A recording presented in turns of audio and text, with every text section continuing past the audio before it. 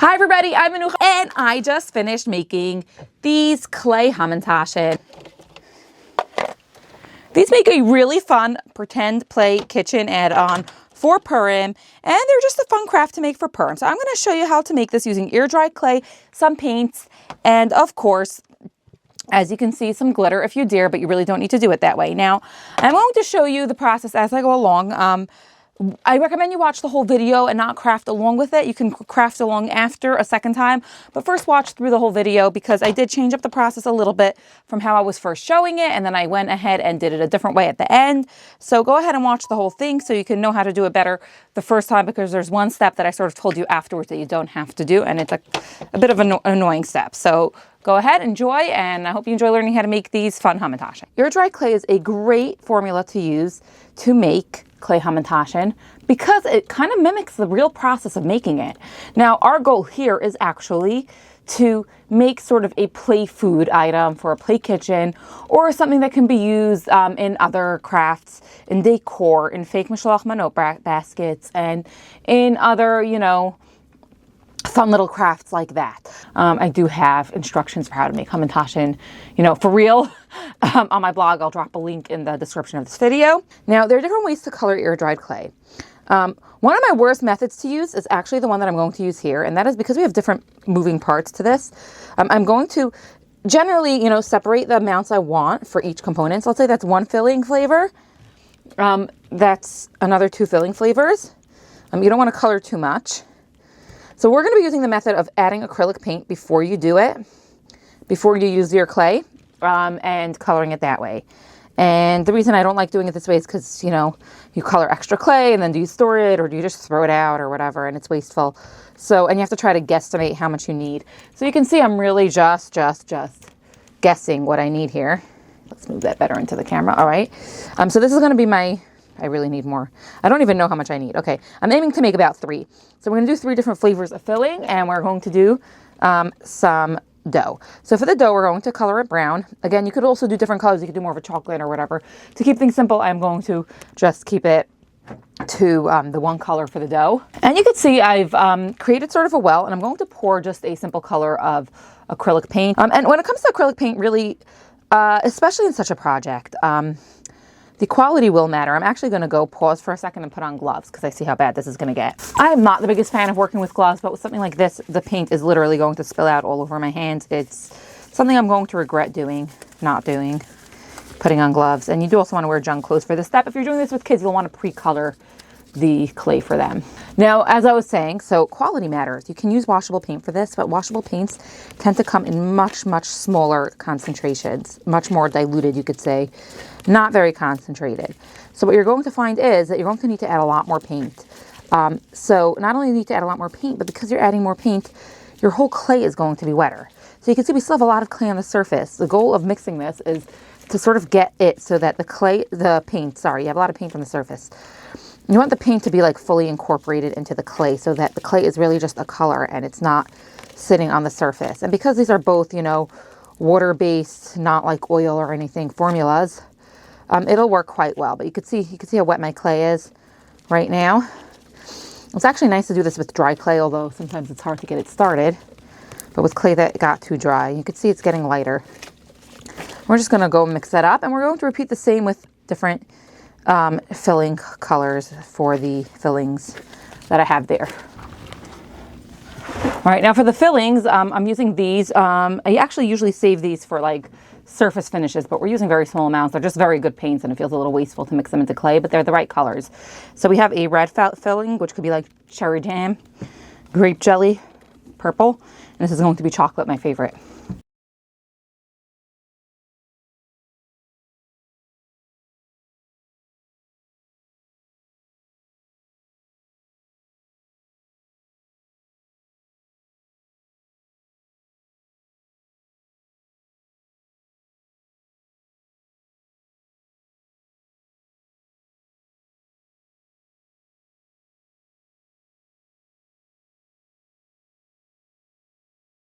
Now let's start forming our Hamantaschen. So we're going to need to start with a circle. Now, the real proper way to do this would be to roll it out with a rolling pin. You don't have to. I will. And we're going to just take it and roll it out.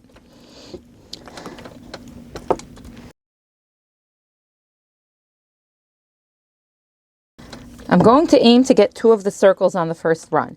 Now, I'm going to preface this and say that usually when I do this method of coloring the clay first, I like to use add-ins to sort of add texture. You could say I didn't fully mix in the paint. It kind of looks nice.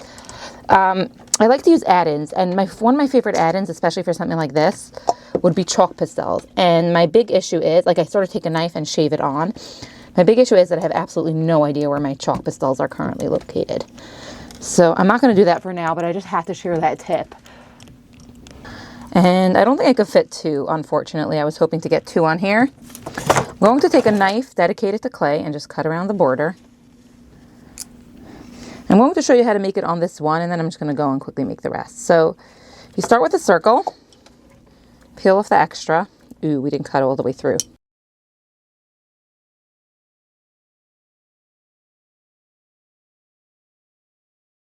All right.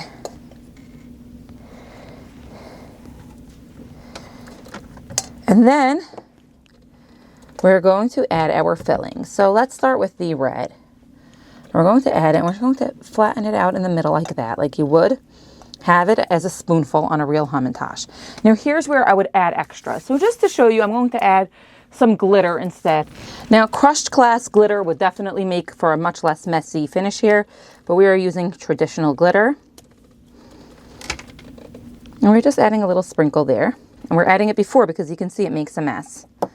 And now we're going to do our Hamantasch. Now, a couple of things to understand. Air dry clay does not necessarily stick to itself. Normally, when you're doing something with air dry clay, you'd want to clean up these edges with a little bit of water, and you'd want to use slip to attach it. Now, because it's going to dry solid and we're folding it into itself, you don't even need to do that. So you just fold one side over, fold another side over, and then the third side is going to need to go over that and under that. You're going to want to gently press it. And then you're going to want to sort of like pry it open a little bit so that your middle shows a little bit, as you can see. And that's the basics of how to make a Hamantasch. Now, if you want to pinch up the sides, you can do that as well. You just have to make sure that it dries with the sides up. More of the filling will show that way. But again, this is not an actual Hamantasch. You want to sort of form it, curl it up, shape it so that it can look natural like that. And here's where I would add, you know, sort of chalk pastel to the edges. You can see my glitter got around a little bit. That happens, and that one's ready. So now we're going to do the other 2 quickly, sped up.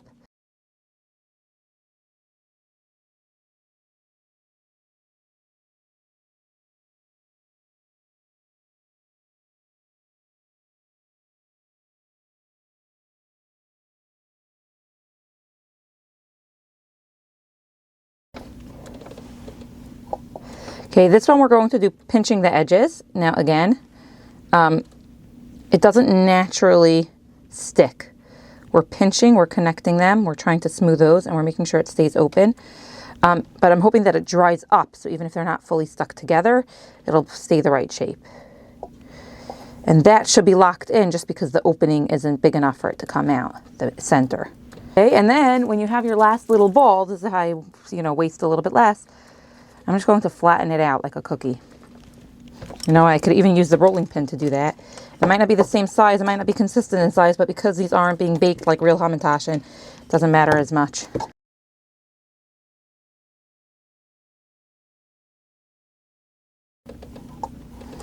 All right, and here's where I really wish I had those chalk pastels, where we add this chocolate filling, because that would look so cool. But instead, we're just going to add, this is crushed glass glitter. It's much more eco-friendly, and it also doesn't get around as much. So we'll just add some gold glitter for the look. There we go. We're going to go the folded over route. And you can see here we have a much smaller circle. And it's definitely going to, sort of come together a little bit neater, more naturally. It's just, not as much. Hamantasch. Here we go. All right, I can't wait to show you the dried results, and I will be back to do that. All right, so here are our totally dry Hamantaschen. I did leave this for a few days just because I couldn't get back to it for a few days. I would say a couple of days is probably all it needs. And you can see the inside is pretty chalky. That's not such a dark brown. So definitely chalk pastels would have helped on the surface. But like I said, I couldn't find mine. Now what I'm going to do to make this a little bit better is I am going to watercolor paint these. The watercolor paint will dry relatively fast and it will seep on the inside, but it won't affect it so much because it'll be a light wash. And it was more the inside that was sort of a challenge. So I definitely recommend, just skipping the brown paint over here. You'll need too much to get a good color. And relying on watercolor painting, but these you could mix in. Now another thing you could do is you could let the inside dry first before you make your whole Hamantaschen and sort of glue it on the inside or just lock it in, and that way you could paint it separately. It just adds more days to the crafting of the project. So I don't know where the palette that came with this watercolor is, but I'm just using a basic brown. I'm going to do a relatively thin wash over the whole thing.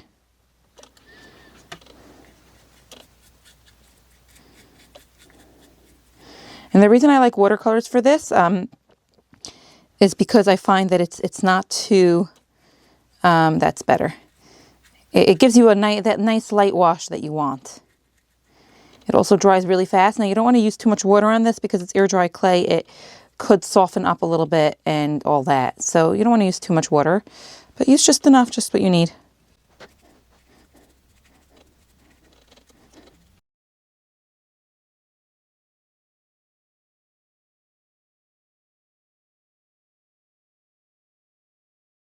Now you could go and do the other side also, especially if this is being used as a toy. That way the kids have the benefit of both sides being the correct color. It just makes it a more well-rounded toy. But again, you don't have to. And if you want to expedite the drying of this, you can zap it with a heat gun.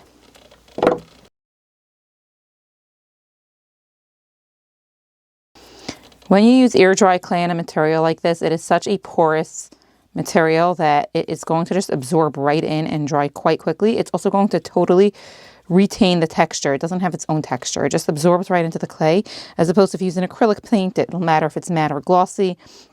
It'll finish it off a little bit. This just absorbs right into the clay, and it's sort of like when you want something to look like the clay was actually that color. This is sort of the next best option.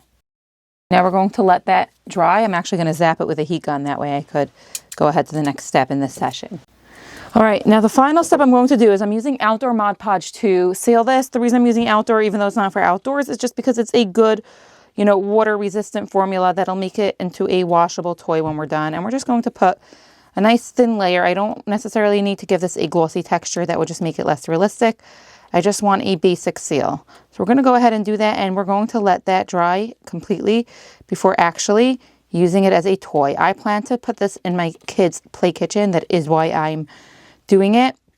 I love adding these little seasonal elements to their existing pretend play. We don't always manage to do it.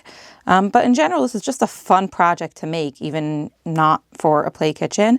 I think it could be a cute photo prop if you're doing photos for the classroom or for take-home projects.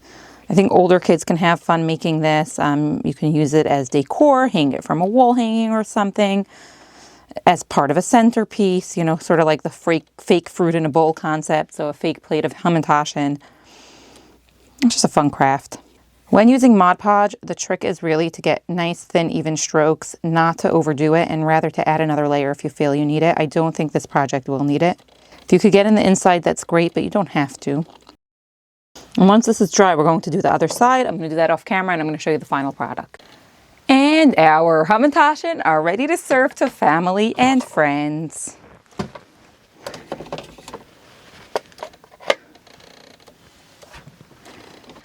I hope you enjoyed this video. You can find a full step-by-step tutorial with links to all the supplies that I use in the description of this video. Of course, if you enjoyed this project, subscribe. I share lots of fun and easy doable craft tutorials like this one.